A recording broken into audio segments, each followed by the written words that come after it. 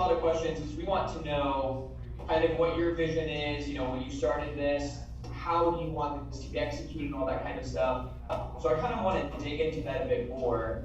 I actually want to ask, what do you worry about for the students? You know what there is to worry about. You've taught students for a long time now. You've done this process. So when you're up late at night and you say, I hope my students aren't feeling this, or I'm worried that my students are going through this. What does that look like? What should I be looking out for? I first off love that question. I'm going to tell you my answer is my biggest worry. It's their belief. That they lose their belief in themselves and their ability.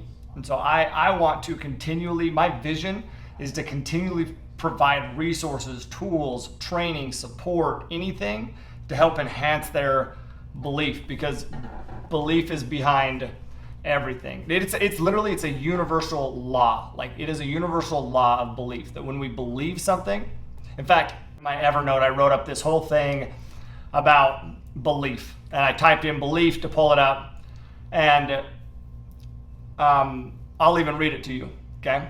So to answer this question, then I'll read this, but this is the write-up that I did, okay? It says this: very few people would argue the universal laws of chemistry, physics, and mathematics. For example, matter expands when heated. This is true anywhere at any time under all circumstances. You can heat a piece of steel and it will expand whether the steel is found in China, England, or India. It's a universal truth. It's also a universal truth that we reap what we sow. Plant grapes in the soil and you'll gather grapes. Plant shit in the same soil and you won't gather shit. Or you'll gather shit, but either way it's shit, regardless if you're in China, England, or India. I don't know. This is just what I wrote. These are thoughts I had. Don't judge me, okay? We are gardeners planting seeds, thoughts, in our subconscious mind, soil, all day long. The beliefs we sow in our subconscious mind, we will also reap in our body and environment. The universal law of belief states that we do not believe what we see.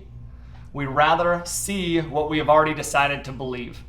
For example, two people lose their job. One views it as a blessing. The other views it as a curse. Same event, different belief of what the outcome will be. Both will be correct. So most try to change conditions and circumstances by working with conditions and circumstances.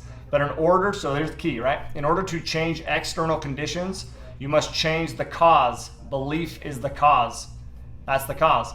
So my biggest worry, Andrew, is their belief and our ability to enhance their belief. And how do we do that?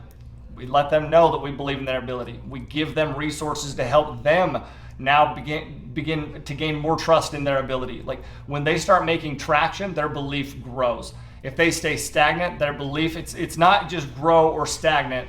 If they're stagnant, that means they're losing, they're dying. So it's either growing or you're going backwards. And so I want to always find ways to enhance their belief.